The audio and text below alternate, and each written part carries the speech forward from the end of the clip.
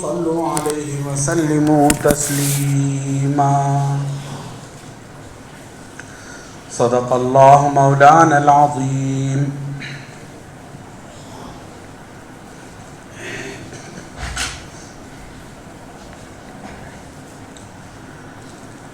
محترم بزرگوں اور دوستوں،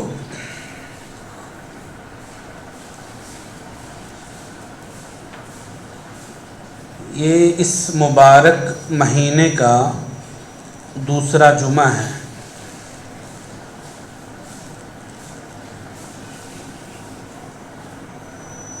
اور اس دنیا کو پیدا کرنے والے خدا کا بے انتہا احسان و کرم ہے کہ اس نے ہمیں اپنے گھر کی طرف آنے کی توفیق دی.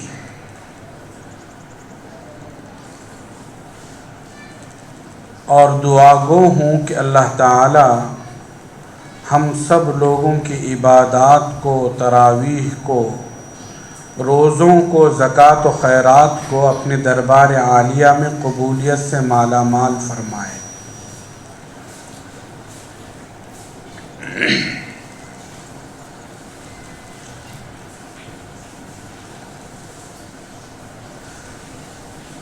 ویسے حدیث پاک کے اندر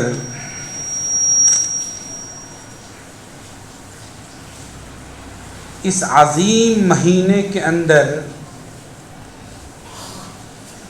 کثرت سے کرنے کی بہت ساری چیزیں آئی ہیں.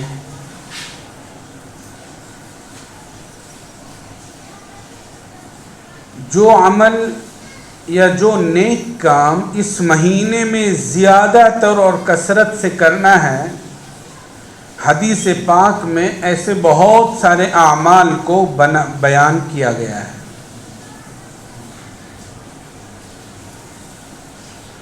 ان میں سے ایک عمل ہے درود پاک کا پڑھنا.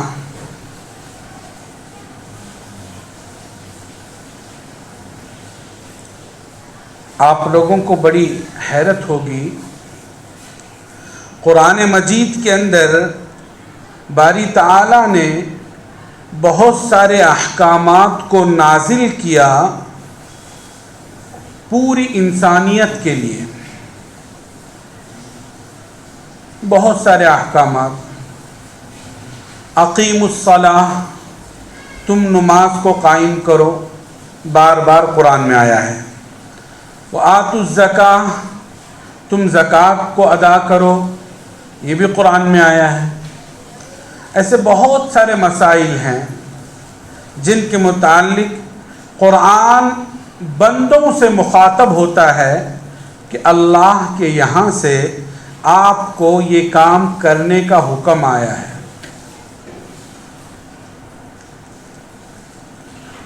اقیموا الصلاۃ آتوا الزکاۃ وَاعْبُدُوا اللَّهَ وَلَا تُشْرِكُوا بِهِ شَيْئًا وَبِالْوَالِدَيْنِ إِحْسَانًا. ایسے بہت سارے سوالات، احکام ہیں جو بندوں کو کرنے کا کہا گیا ہے. لیکن ایک حکم قرآن مجید میں ایسا آیا ہے کہ جہاں خود اللہ بھی فرماتے ہیں کہ میں بھی کرتا ہوں اور فرشتوں کو بھی حکم دیتا ہوں اور آپ کو بھی کرنا ہے. آپ اندازہ لگائیے، جس کام کی نسبت خود خلاق عالم اپنی جانب کرے، اپنے فرشتوں کی جانب کرے اور پھر بندوں کو حکم دے، تو اس کام کی اہمیت و فضیلت کا اندازہ لگائیے.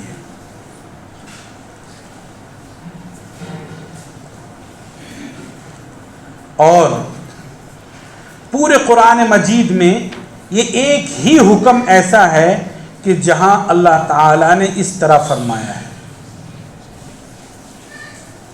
کیا فرمایا؟ ان اللہ وملائکتہ یصلون علی النبی، بے شک اللہ اور اس کے فرشتے رحمت کاملہ اور درود بھیجتے ہیں نبی آخر الزماں پر،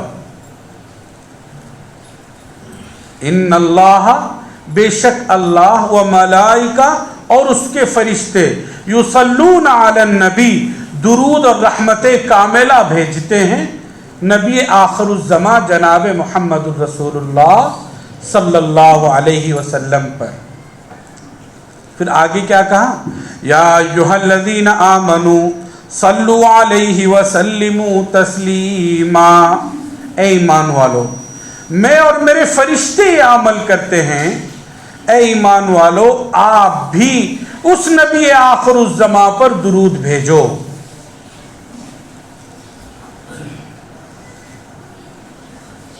اب اندازہ لگائیے، نماز کے احکام آئے، اس کی نسبت اللہ نے اپنے طرف نہیں کی، زکوٰۃ کے احکام آئے، اس کی نسبت اللہ نے اپنے طرف نہیں کی، بلکہ صرف بندوں کو حکم دیا۔ جہاں درود کا معاملہ آیا، خود اللہ بھی شریک ہوئے اور بندوں کو بھی حکم دیا۔ اس سے اندازہ لگائیے کہ درود پاک کی کتنی اہمیت ہے، اور خاص کر رمضان کی اس عظیم مہینے کے اندر درود پاک کو کثرت سے پڑھنا ہماری زندگی کے نجات کا ذریعہ بن جائے گا۔ شارح بخاری علامہ ابن حجر عسقلانی رحمۃ اللہ علیہ نے لکھا ہے کہ جو بندہ روزانہ 300 مرتبہ درود پاک کی کثرت کرے گا، ابن حجر عسقلانی لکھتے ہیں کہ 40 دن کے اندر ایک وقت وہ آئے گا کہ جناب نبی کریم صلی اللہ علیہ وسلم کی خواب میں زیارت ہو جائے گی۔ کیا خیال ہے آپ کا؟ کون نہیں چاہتا کہ حضور کی زیارت نہ ہو؟ اس لیے درود پاک کا اہتمام کرو۔ اور ویسے آپ جانتے ہیں میں عامل بھی ہوں، بلکہ ہمارے پرکھوں سے عملیات چل بھی رہے ہیں، تو میں ایک چیز اور بتا دوں آپ کو کہ جس بندے کو ہال دل کی تکلیف ہوتی ہے، جو گھبراہٹ میں مبتلا رہتا ہے، نہ بیٹھنے میں سکون ہے، نہ کھڑے ہونے میں سکون ہے، نہ لیٹنے میں سکون ہے، بلکہ ہمیشہ گھبراہٹ کے اندر مبتلا ہو، سکون نہ ملتا ہو، تو درود پاک کو 100 مرتبہ پڑھ لینا اور ہمیشہ کے لیے ہال دل کو ختم کر لینا۔ یہ میرا تجربہ ہے، بڑی ذمہ داری سے میں آپ کو بتا رہا ہوں۔ نقد فائدہ ہے درود پاک کے پڑھنے کا۔ اور میں آپ کو بتاؤں، آپ نے سنا ہوگا کہ دنیا کے سب سے پہلے انسان حضرت سیدنا آدم علیہ السلام کو اللہ نے پیدا کیا۔ جب اللہ تعالیٰ نے حضرت سیدنا آدم علیہ السلام کو مٹی کے گارے سے پتلا بنایا، پتلا بنانے کے بعد حضرت آدم علیہ السلام کے اندر اپنی قدرت قاہرہ سے اللہ نے روح پھونک دی، اور اس کے بعد شیطان سے کہا وَإِذْ قُلْنَا لِلْمَلَائِكَةِ اسْجُدُوا لِآدَمَ فَسَجَدُوا إِلَّا إِبْلِيسَ، کہ شیطان سے اللہ نے حکم دیا کہ آدم کو سجدہ کرو،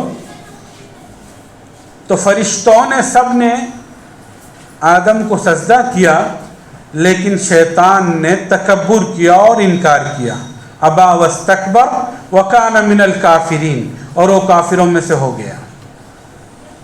خیر، سیدنا آدم علیہ السلام کو جب اللہ نے روح پھونکی اور اس کے بعد ان کو جنت کے اندر بھیج دیا، جنت کے اندر وہ رہنے لگ گئے، لیکن وہ آخر بشر تھے، انسان تھے،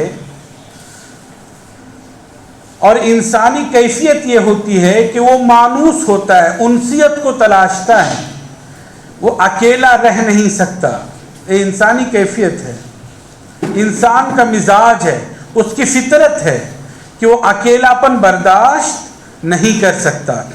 سیدنا آدم علیہ السلام جنت میں تھے، اکیلے تھے، وہ اکیلاپن ان سے برداشت نہیں ہو رہا تھا. تو اللہ رب العزت نے جب اس کیفیت کو دیکھ لیا، پہچان لیا کہ انسان ہے اور یہ اکیلا رہ نہیں پا رہا ہے، تو اللہ رب العزت نے اپنی قدرت کاملہ سے حضرت آدم ہی کی ڈانوی پھسلی سے حضرت حوا کو پیدا کیا. یہ جس وقت پیدا کیا، حضرت حوا وجود میں آئی، جنت میں پھولنے پھلنے لگی، حضرت آدم اس وقت نیند میں تھے.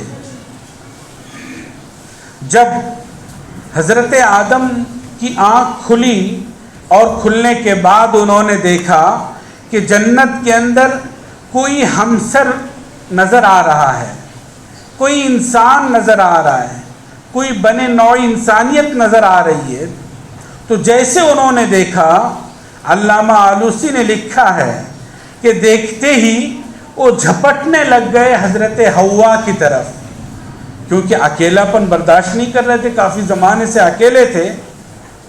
جھپٹنے لگ گئے حضرت حوا کی طرف. لیکن علامہ آلوسی نے لکھا ہے کہ جیسے وہ اٹھے، غیب سے ندا آئی، یا آدم ما قدم رہا، اے آدم آپ رک جائیے، ایک قدم بھی آپ آگے نہیں بڑھا سکتے، آپ کو رکنا ہوگا. یا آدم ما قدم رہا، اس سے پہلے کہ تم حضرت حوا کا مہر ادا کرو. جب آپ حضرت حوا کا مہر ادا کرو گے تو پھر آپ جا سکتے ہو حوا کے قریب، ورنہ رک جائیے. غیب سے آواز آئی، یا آدم ما قدم رہا. جب حضرت آدم نے یہ آواز سنی وہ رک گئے. رکنے کے بعد وہ پریشان ہو گئے کہ میں تو جنت میں ہوں، بے سر و سامان ہوں، میرے پاس کوئی چیز نہیں، نہ دنانیر نہ دراہیم، میں کیا کر سکتا ہوں. انہوں نے اپنے رب اعلیٰ کے سامنے آواز دی کہ اے اللہ میرے پاس تو کچھ نہیں ہے، میں کیا مہر ادا کروں حوا کا، اور کس مہر کو ادا کر کے حوا کے قریب جاؤں. اب وہاں سے جو جواب آیا وہ جواب میں آپ لوگوں کو دے کر جانا چاہتا ہوں. اللہ رب العزت نے کیا فرمایا سیدنا آدم علیہ السلام کو، اے آدم آج سے 1000 سال بعد ایک ہاشمی قریشی مدنی ایک نبی آنے والے ہیں جن کا نام حضرت محمد الرسول اللہ صلی اللہ علیہ وسلم ہے، ان کے نام پر درود پاک پڑھ لو، یہ آدم تمہارا حوا کا مہر ہو جائے گا. اب آپ اندازہ لگا لیجئے، کئی ہزار سال پہلے، دنیا کے وجود میں آنے سے پہلے آدم کو حکم ہو رہا ہے کہ حوا کے قریب جانے کے لیے بطور مہر آپ کو درود پاک پڑھنا ہے، اور وہ درود پاک آنے والے آخری نبی جناب محمد الرسول اللہ صلی اللہ علیہ وسلم. تو میرے دوستو، کیا خیال ہے آپ کا درود پاک کے بارے میں؟ یہ اتنا اہم اور اتنا اونچا عمل ہے. یاد رکھنا، جو بندہ درود پاک کی کثرت کرے گا یقینی طور پر کل حوض کوثر پہ اللہ کے نبی کے ہاتھ جام نصیب ہو جائے گا. اور حضرت مولانا الیاس صاحب رحمۃ اللہ علیہ نے اپنے ملفوظات میں لکھا ہے کہ جو بندہ درود پاک کی کثرت کرے گا، جو بندہ درود پاک کی کثرت کرے گا، میں قسم کھا کے کہہ سکتا ہوں، حضرت جی فرماتے ہیں کہ کل موت کے وقت اس کو کلمہ نصیب ہوگا. زندگی بھر اس کی کثرت کرنا پڑے گا، اور مشکل نہیں ہے. کوئی ایسا نہیں کہ لمبے چوڑے درود آپ کو پڑھنے ہیں، بلکہ صرف یوں کہہ لو صلی اللہ علیہ وسلم، یہ بھی درود پاک ہو گیا. اٹھتے بیٹھتے چلتے پھرتے جب آپ کو موقع ملے تب درود پاک کا اہتمام کرو. اور خاص کر اس رمضان کے اندر تو ہر ایک عمل کا ثواب 70 گناہ بڑھا دیا جاتا ہے. تو اس ایسے رمضان کے موقع پر تو بہت زیادہ ہمیں درود پاک کی کثرت کرنے کی ضرورت ہے. تو نمبر 1 ہوا کہ رمضان کے ان اہم گھڑیوں کے اندر ہمیں درود پاک کی کثرت سے اہتمام کرنا ہے. اور دوسری چیز استغفار کی کثرت کرنا ہے. جب بھی ہمیں موقع ملے استغفار کی کثرت کرنا ہے. اٹھتے چلتے پھرتے بیٹھتے استغفار بہت اہم چیز ہے ہم لوگوں کے لیے. ابھی کچھ دن پہلے مفتی احمد صاحب خانپوری دامت برکاتہم العالیہ جو میرے پیر و مرشد ہیں ان کے وہاں جانا ہوا. حضرت بیٹھے ہوئے تھے, ملاقات کیے. اس کے بعد ہم نے حضرت سے سوال کیا, اس وقت موجودہ وقت کے اندر ملک کے اندر جو حالات ہیں, مسلمانوں پر جو امتحانات کے پہاڑ توڑے جا رہے ہیں, کئی جگہ عجیب عجیب قسم کے مظالم مسلمانوں پر ڈھائے جا رہے ہیں, تو ہم نے حضرت سے پوچھا کہ ایسے موقع پر کیا لاہ عمل کرنا چاہیے یا ہمیں کس چیز کی طرف توجہ دینی چاہیے. حضرت مفتی صاحب نے پوری بات سنی, پھر اپنا چہرہ اٹھایا اور کہا آپ لوگ بھی استغفار کی کثرت کرو اور پورے امت کے اندر یہ پیغام پہنچا دو کہ استغفار بار بار پڑھا جائے. یہ جو کچھ ہو رہا ہے ہمارے بد اعمالیوں کی وجہ سے اللہ رب العزت کی جانب سے ہم پر ایک طرح کا عذاب ہے. استغفار کے کثرت کرنے کے ذریعے اللہ کو راضی کر لو, خود بخود یہ تمام مسائل حل ہو جائیں گے. تو میرے دوستو, ہمیں چاہیے کہ ہم استغفر اللہ کی کثرت کریں. جو بندہ استغفار کی کثرت کرے گا دنیا و آخرت دونوں کے اندر ہی کامیابی و کامرانی اس کی قدم چومے گی. بہت اہم عمل ہے اور مشکل بھی نہیں ہے. یہ نہیں کہ ہم لمبا چوڑا پورا استغفار پڑھیں, استغفر اللہ ربی من کل ذنب واتوب الیہ, اتنا لمبا چوڑا پڑھنے کی ضرورت بھی نہیں ہے. بلکہ اگر کوئی یوں بھی کہہ لے صرف استغفر اللہ, یہ بھی کافی ہے. تو اٹھتے چلتے پھرتے بیٹھتے ہمیں استغفر اللہ کی کثرت کرنا ہے. اور ویسے بھی قرآن مجید کے اندر اللہ رب العزت نے فرمایا استغفروا ربکم انہ کان غفارا یرسل السماء علیکم مدرارا ویمددکم باموال وبنین ویجعل لکم جنات ویجعل لکم انہارا. 5 وعدے اللہ تعالیٰ نے کیے ہیں کہ آپ استغفار کی کثرت کرو, میں 5 چیزوں سے نوازوں گا آپ کو. یرسل السماء علیکم مدرارا, ایک تو موسلا دھار ایسی بارش جو آپ کو نفع دے. وَيُمْدِدْكُمْ بِأَمْوَالٍ, آپ کے کاروبار تجارت دکانداری کے اندر اللہ تعالیٰ ترقی دیں گے.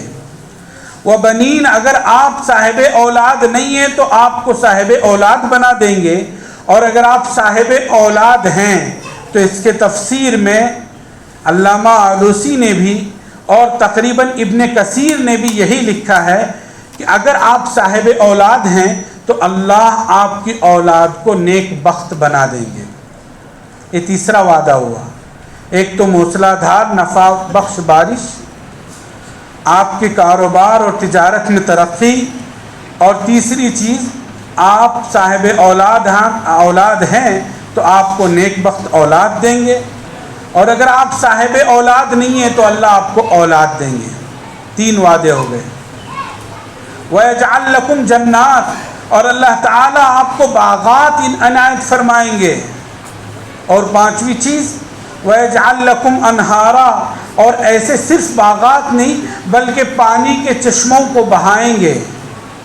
یہ 5 وعدے اللہ نے کیے ہیں استغفار کے کثرت کرنے پر. نقد فائدے ہیں.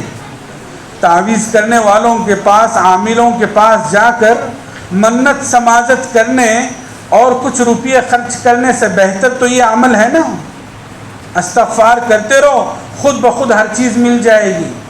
بچے نہیں تو بچے بھی ہوں گے، دکان نہیں چل رہی دکان بھی چلتے ہو جائے گی، کھیتی باڑی نہیں اللہ وہ بھی دے دیں گے، پانی کا نظام نہیں اللہ وہ بھی دے دیں گے. یہ قرآن کا وعدہ ہے، میں بڑی ذمہ داری سے کہہ رہا ہوں. یہ نص قطعی ہے، یہ کوئی میرے جیب کی بات نہیں ہے. علماء کرام یہاں بیٹھے ہوں گے. یہ امر کے صیغے سے اللہ نے فرمایا ہے استغفروا ربکم انہ کان غفارا، اور امر کا صیغہ وجوب پر دلالت کرتا ہے. تو یہ اللہ تعالیٰ کے وعدے ہیں. کم از کم کبھی دل کی حقانیت کے ساتھ اور سچائی کے ساتھ اس کتاب پر یقین کرتے ہوئے استغفار کی کثرت کر کے تو دیکھو، رب کریم کے ان نوازشات کو حاصل ہو کر تو دیکھو. یہ اللہ کا وعدہ ہے. اور میں آپ کو بتا دوں، سچے دل سے اللہ کے وعدے کو دیکھتے ہوئے اگر آپ نے اللہ پر یقین کر کے یہ عمل کیا تو انشاءاللہ ثم انشاءاللہ میں یہ کہتا ہوں کہ 21 دن کے اندر آپ کو فائدے نظر آئیں گے. 21 دن کے اندر، زیادہ نہیں، صرف 21 دن آپ کر تو لیجئے، پھر مجھے بتانا. 21 دن کے اندر. اور آپ یہ عامل لوگ کیا کرتے ہیں؟ تعویذ کرنے والے بھی یہی کرتے ہیں. پہلے وہ تعویذ کرنے والے یہ استغفار کو لکھ کر وہ فلاں فلاں کر کے اس کو کچھ بنا کے دیتے تھے کہ استغفار کی برکت سے اللہ تعالیٰ ان کو ترقی دے دے. اب وہ تھوڑا سا ماڈرن اور ٹیکنالوجی والا زمانہ آ گیا، ان کے پاس بھی اتنی فرصت نہیں ہے، تو وہ وہاں آنے والوں کو وہ یہی کہتے ہیں کہ 100 مرتبہ استغفار پڑھتے رہنا روز. اب وہ بولے گا اس کو کہ 100 مرتبہ استغفار روز پڑھنا ہے تو اس کی ماں بھی مر جائے پرواہ نہیں، یہ چھوڑے گا نہیں اس کو. اب یہاں قرآن پکار پکار کے کہہ رہا ہے استغفار پڑھو، تو یہاں کسی کو پڑھی نہیں ہے پڑھنے کی. اب جب وہ عامل کہے گا، بھلے 100 نے اس کو 1000 کا بھی کہے گا نا کہ تو روز تجھے 1000 پڑھنا ہے، وہ پڑھنا ہی پڑھنا ہے. پھر وہ اس کے لیے فرض عین ہو گیا، کیونکہ نہیں پڑھوں گا تو وہ عمل نہیں ہوگا. یعنی یقین اس عامل پہ تو ضرور ہے مسلمانوں کو. کیا خیال ہے میرے دوستو کہ قرآن مجید پہ ہمیں یقین نہیں ہے؟ یہ میرا تجربہ میں بیان کر رہا ہوں، کسی اور عامل کی بات میں نہیں. میں خود عامل ہوں، میرا 3را جنریشن ہے اس کے اندر، اور میں جانتا ہوں اگر میں اس کو وہاں عمل کے موقع پہ بولوں کہ 1000 مرتبہ تجھے پڑھنا ہے، وہ پڑھنا ہی پڑھنا ہے. پھر وہ بڑے توجہ کے ساتھ پڑھے گا، کیونکہ مولانا نے کہا ہے، وہ تو عمل کا حصہ ہے. اور یہاں قرآن مجید پکار پکار کے کہہ رہا ہے، یہاں توجہ دینے کو تیار نہیں ہے. تو خیر میرے دوستو، استغفار کی کثرت کرنا چاہیے. یہ قرآن مجید کا حکم بھی ہے، اور دنیا میں جتنی ضرورتیں ہمیں پیش آتی ہیں ان ضرورتوں کا حل اللہ نے استغفار میں رکھا ہے. تو یہ رمضان کا مبارک اور عظیم الشان مہینہ ہے، برکت والا عظمت والا مہینہ ہے. اس مہینے کے اندر نبی کریم صلی اللہ علیہ وسلم نے بہت سارے الگ الگ اوراد و وظائف پڑھنے کا کہا ہے. ان تمام اوراد و وظائف میں سے 1-2 عمل یہ بھی ہیں، استغفار کی کثرت اور درود پاک کی کثرت. تو کم از کم ان تمام اعمال و اوراد و وظائف کو دیکھیں بعد میں. ان 2 وظائف کو اس رمضان میں آپ عمل میں لانا شروع کرو. انشاءاللہ یہ 2 وظائف ہی ہماری زندگی اور آخرت دونوں کو ہی کامیاب کرنے کے اندر بڑا کردار ادا کریں گے. اللہ تعالیٰ سے دعا گو ہوں کہ اللہ تعالیٰ ہم سب لوگوں کو ان 2 اعمال پر عمل کرنے کی توفیق عطا فرمائے، استغفار کو کثرت سے پڑھنے کی توفیق عطا فرمائے، اور درود پاک کا بھی اہتمام کرنے کی توفیق عطا فرمائے. وما علینا الا البلاغ. جو سنت نہیں پڑے وہ سنت